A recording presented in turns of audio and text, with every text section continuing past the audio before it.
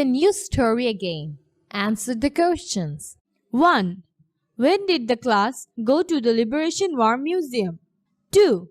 Why did the class go to the Liberation War Museum? 3. How many galleries are there in the Liberation War Museum? 4. Which two galleries did the writer and his class visit? 5. What personal belongings did the students see in Gallery 6? 1.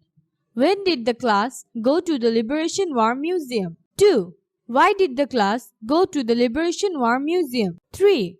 How many galleries are there in the Liberation War Museum? 4.